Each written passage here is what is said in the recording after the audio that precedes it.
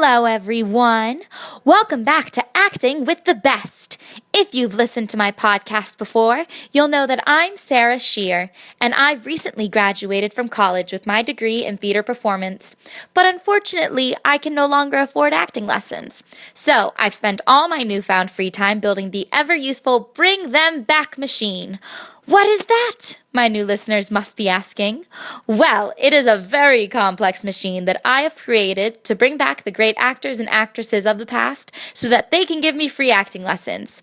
So sit back and relax, or jump up and join in on the lesson. Either way, I'm sure you'll learn something new. So now that you know what we're doing today, I know the question on everyone's mind is who will we be bringing back today? In the past, we've had actors such as Richard Burbage and Nell Gwyn, but I thought today we'd bring back the woman who is deemed the greatest actress of all time, the one and only Sarah Bernhardt. Now, listeners, do not fear. Although Sarah Bernhardt is a French actress and never learned English, the Bring Them Back machine also has a mechanism that will make it possible for Sarah to speak perfect English when she enters our time.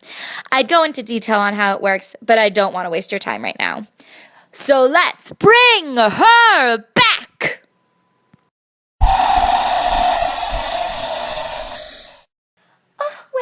Where am I? What is happening? What am I saying? Oh no!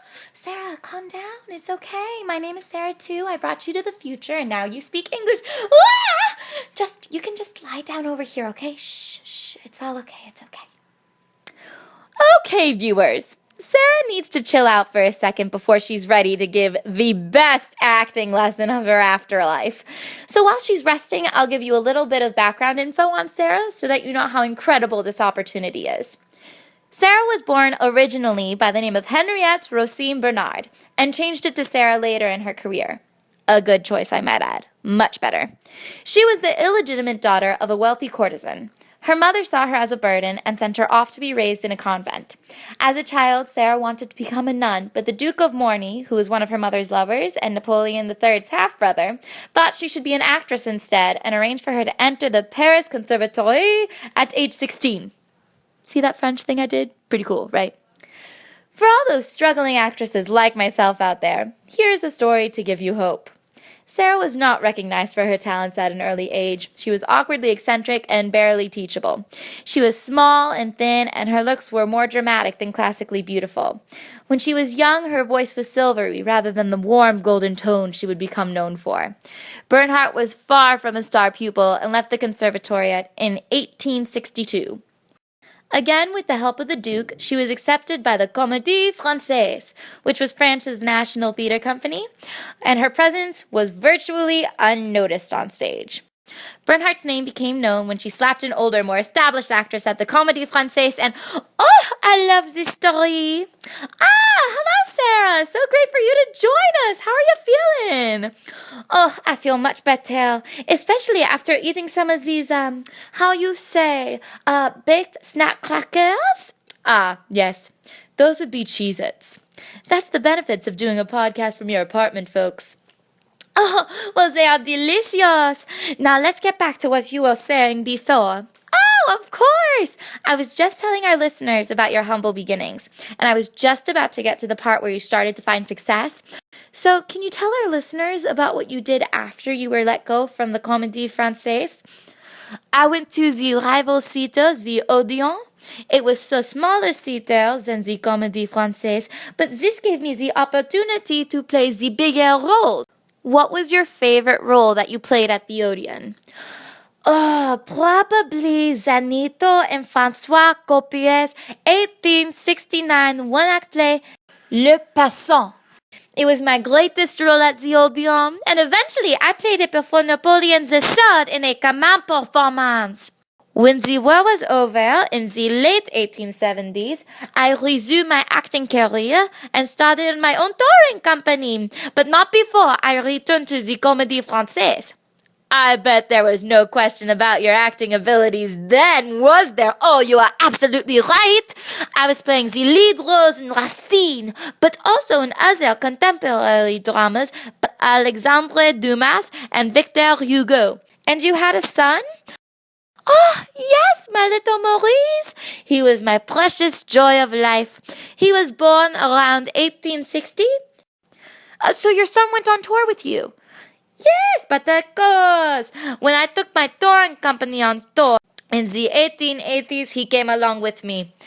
I was already a huge draw in Europe, so I explored the rest of the world, including Australia, Canada, and the United States, and I became an international star. And you are credited with becoming one of the first famous international actresses. People called you Divine Sarah. When we discuss you now, you're called one of the most famous actresses of all time. Oh, that is so magnificent to hear. And then you moved into film. So what are some of your favorite film roles? Ah, yes, the film. Well, I played Hamlet in Hamlet, yes? Oh, wow. A female playing Hamlet. How interesting. That would never work now that we have sound in our films. You have sound? Oh, that is so magical. Yes, it is a great invention. But now I'll never be able to play Hamlet.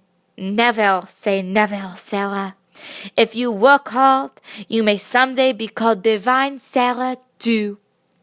Sarah, wow, thanks.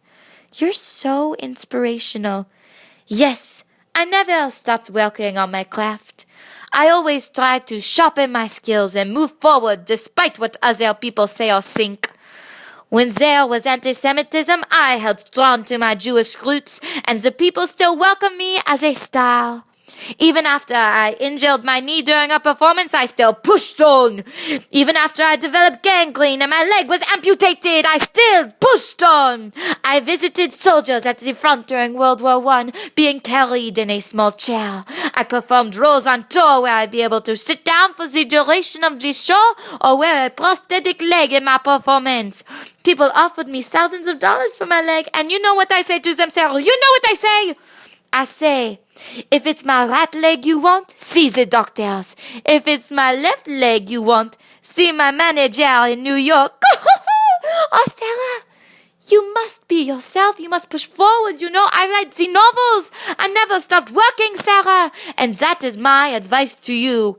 Never stop working. I am so inspired, Sarah. So inspired. And I'm sure my listeners are too. Aren't you inspired too, guys? Thank you for that, Sarah. Wow. Do you have any other words of wisdoms for a struggling actress like myself? You must have the strong will. And an instinct for the limelight. My personality kept me back at the beginning of my career, but it made me a star later on. It made me personable. It drew in crowds like a moth to a flame. Be yourself and be unique. Do not enter the world of the leading character. Substitute yourself for them. That is what Shaw always said about my acting. Which brings me to the real reason why we're here today, Sarah. I was hoping I'd be able to witness a little bit of your magic today so that I could learn something about your romantic acting style by watching you. Oh, you want me to perform? Please, Sarah. It would make me and my listeners so happy to witness your greatness. Oh, but of course, would you like to hear some of my earlier work in Racine's Phèdre or something more romantic from Hugo? Oh, please, Hugo. I love your romantic work. Oh, but of course, doesn't everyone? Here is a monologue from my role as Doña Sol in Hugo's Hernani. Oh, it just sounds so strange in my mouth to speak it with the English. Oh, but first I need you to give me my cue line, okay? Oh my God. You want me to act with you? Me acting with Sarah Bernhardt? But of course, you shall be my Hernani. And you just described in great detail how much you love me. Of course. And I tell you how I am just, so happy. And, you are so handsome you are. Yes. And now your line is, you saw the king dressed thus before myself. Okay. Okay. You saw the king dressed thus before myself. And what is another man to me? And then besides, is it the velvet or the satin? No, my duke, it is your throat that suits the cold so well. You are noble and proud, my lord. Soon, a moment yet? Oh, look at me. Do you see? This is joy, and I am weeping with it. Come, look upon the lovely night. Only a moment, my duke. Only for long enough to breathe and gaze. All is dimmed now, the flares and the festive tunes. Only the night and us, perfect delight. Say then, do you not feel that dreaming nature still half watches over us with love? There is not a cloud, all is at rest as we are. Come, breathe the rose-perfumed air with me. No torches, not a sound, all is still. A while ago the moon climbed up from the horizon and spoke your voice, and its trembling light both pierced my heart to gazelle. I felt myself joy and calm. Oh, my beloved, I should have liked to die then. Wow. I hope my listeners enjoyed that as much as I did. Sarah Bernhardt, it has been a pleasure to bring you back today. Thank you for your wisdom and that beautiful performance. Thank you. But of course, we'd be happy to bring you back again any day. Oh, I love that, especially if you have the Cheez-Its. I'll make it happen. Hurrah! Now, I think it's time that, you get back into the machine. Unfortunately, I have to send you back, time, space, continuum, rules, that type of stuff. But thank you again for coming today. You are the sunshine of my life, and have shaken me to my core. Oh, look how romantic and passionate you are. Hey, I learned from the best. Au revoir, mon ami. Au revoir. So that's all for today. I hope you enjoyed listening, and anyone out there who wants to give me a job, know that I'm here. I have Cheez-Its, and Sarah Bernhardt is my new best friend. Please hire me. My mom would appreciate it. And I hope you listen again to Acting with the Best. In our next episode, we'll be bringing back Charlie Chaplin. Talk to you later!